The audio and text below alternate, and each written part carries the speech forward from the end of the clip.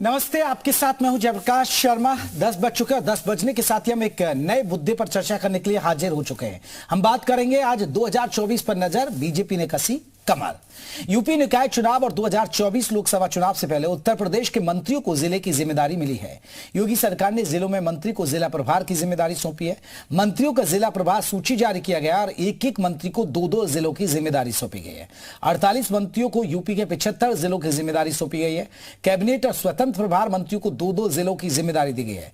राज्य मंत्रियों को एक जिले की जिम्मेदारी दी गई है। और वहीं मुख्यमंत्री योगी आदित्यनाथ ने मंत्रिमंडल की बैठक के बाद जिम्मेदारी दी है। मुख्यमंत्री ने प्रभारी मंत्रियों को उनके जिले का नियमित दौरा करने और जिले में कम से कम 24 घंटे बिताने के भी आदेश जारी कर दिए हैं। उन्होंने जिले के दौरे के दौरान होने वाली बैठकों में जनप्रतिनिधियों को शामिल करने के भी निर्देश जारी कर दिए हैं, जिससे साफ तौर पर लग रहा है कि 2024 पर नजर बीजेपी ने कसी है कमर।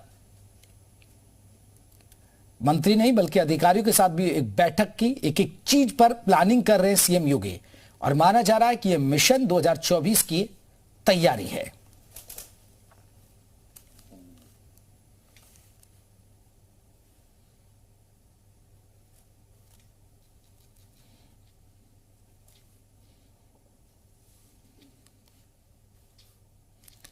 तो बीजेपी अपनी तैयारी में लगी हुई है और बहुत तेजी के साथ एक्टिव भी नजर आ रहे हैं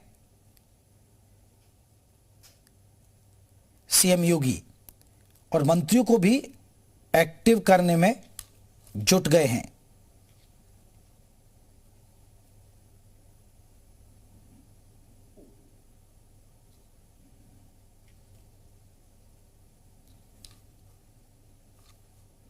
और आज इसी मुद्दे पर हम खास चर्चा करेंगे।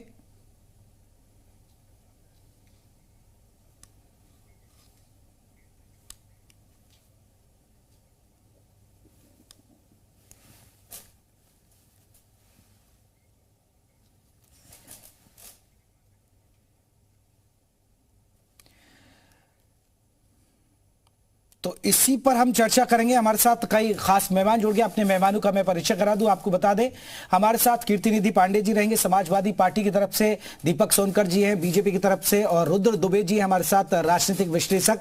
रुद्र दुबे जी, चर्चा की शुरुआत आपसे करना चाहूंगा मैं, क्योंकि जिस तरह सीएम योगी अब एक्शन में नजर आ रहे हैं, मंत्रियों को फिर से जिलों में कुछ फेरबदल कर दिया गया है, उनको प्रभार दिया गया है, नई जिम्मेदारियां दी गई हैं, अधिकारियों से बाकायदा बैठक हो रही है, बजट कितना खर्च हुआ नहीं हुआ क्योंकि बजट आने वाला है, इन सब चीजों पर फोकस है। तो क्या मान लिया जाए 2024 पर नजर, बीजेपी ने अब कस लिया कमर?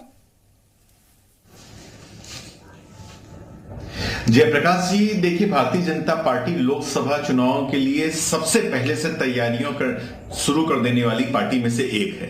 न केवल वर्चुअल दुनिया को लेकर जिस तरह उसने अपना संगठनात्मक ढांचा तैयार किया, उसके बाद बीजेपी की राष्ट्रीय कार्यकारिणी की मीटिंग हुई, उसके बाद प्रदेश की कार्यकारिणी की मीटिंग हुई, प्रदेश कार्यकारिणी की मीटिंग के बाद आप देखिए प्रभारी मंत्रियों के कार्यभार बदल भी दिए गए, और ये केवल ऐसे जुबानी जमा खर्च के लिए नहीं बदले गए हैं, बकायदा डेटा पे काम हुआ है। कैबिनेट मंत्रियों को और स्वतंत्र प्रभार मंत्रियों को दो दो जिले दिए गए, राज्य मंत्रियों को एक जिले दिए गए। असल में बीजेपी नेता गढ़ने के दौर में है, जहां पर एक नेता अपने जिले से बाहर निकल के दूसरी जगह पे प्रभारी बन के जाता है, वहां के स्थानीय कार्यकर्ता उसको जानते हैं, वहां की जनता के साथ उसका संवाद होता है, और इसके बाद जब कोई चुनाव आता है तो फिर जब वो नेता वहां पे जाता है तो निश्चित तौर पर उसके पास एक बड़ी भीड़ हो चुकी होती है। भारतीय जनता पार्टी लगातार ऐसे काम कर रही है जहां पर वो किसी एक नेता के बदौलत ना चले, बल्कि छोटे स्तर पे कई नेता तैयार हो पाए। जो एक बड़ी कमी उभर के आती है सरकार के खिलाफ वो ये रही है कि कार्यकर्ताओं से संवाद नहीं हो पाता, और इसी वजह से ये प्रभारी मंत्रियों की कार्यसूची पहले तैयार की गई थी, और आप देखिए इसे लगातार 5 साल तक नहीं चलाया गया।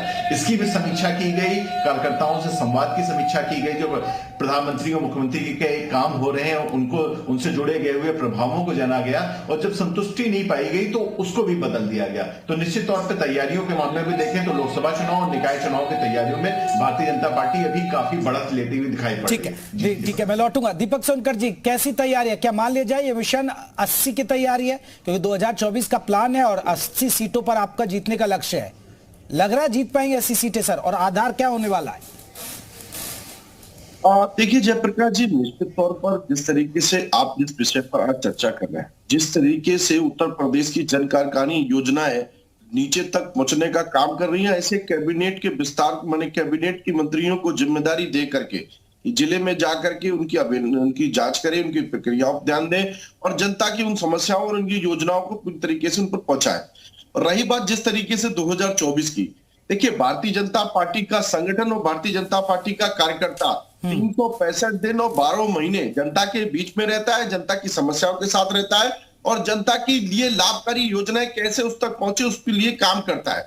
और दूसरे जिस तरीके से उत्तर प्रदेश के अंदर देखिए निश्चित तौर पर लोकसभा के चुनाव में 2024 में या किसी चुनाव में उत्तर प्रदेश की बड़ी भूमिका है। तो जिस तरीके से आज बदलता उत्तर प्रदेश खड़ा हुआ है, देश के प्रधानमंत्री नरेंद्र मोदी जी के विजन और मिशन को एक्शन में बदलने का काम किया गया है।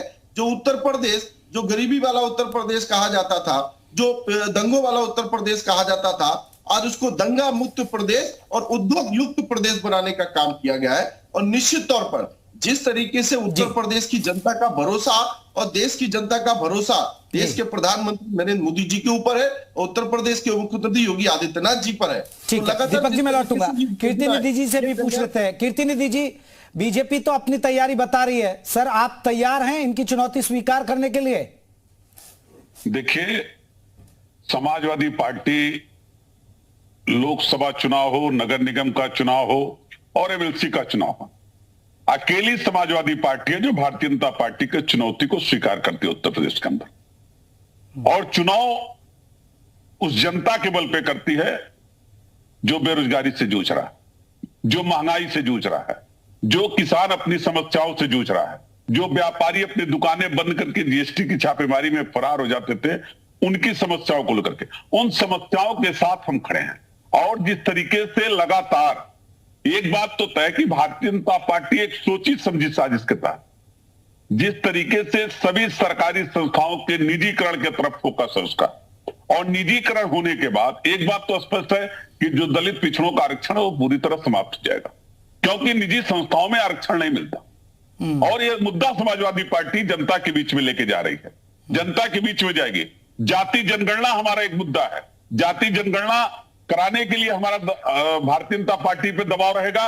और सदन का सत्र चलने वाला उत्तर प्रदेश के बजट का सत्र, बजट सत्र के बाद 80 लोकसभा क्षेत्रों में, यही तो इनका प्लान है ना। जनता की समस्याओं के लिए उन्होंने मंत्रियों की फौज उतार दी है और कहा है कि 24 घंटे जो प्रभारी मंत्री वो ग्राउंड पर काम करें। तो पूरी प्लानिंग बीजेपी भी तो यही कर रही है ना, जनता के बीच जा रही है, बीजेपी के मंत्रियों को उतारा जा रहा है। देखिए जयप्रकाश जी, वो अपनी बात कहेंगे, हम बात करेंगे जाति जनगणना की। वो अपनी बात करेंगे, हम बात करेंगे उन पिछड़े दलितों के आरक्षण की जिसको बाबा साहब भीमराव अम्बेडकर ने संविधान में प्रदत्त किया। नहीं, ये आप कीर्ति नहीं दीजिए, ये चुनाव के लिए बात आ रही है ना। अब जातिगत जनगणना आप कर रहे हैं तो नहीं, तो अब आपको चुनाव की वजह से याद आ रही है ना ये तो? नहीं, क्यों चुनाव की जाति जनगणना की बात तो लगातार नहीं, आपकी कभी यूपी में सरकार नहीं रही क्या? मैं कह रहा हूं कि कोई 5 साल की सरकार में सारे काम भारतीय जनता पार्टी ने समाप्त कर दिए क्या? उत्तर प्रदेश के अंदर 5 साल तो सरकार चलाया उत्तर प्रदेश के अंदर भारतीय जनता पार्टी ने, सारी समस्याओं का निजात हो गया क्या?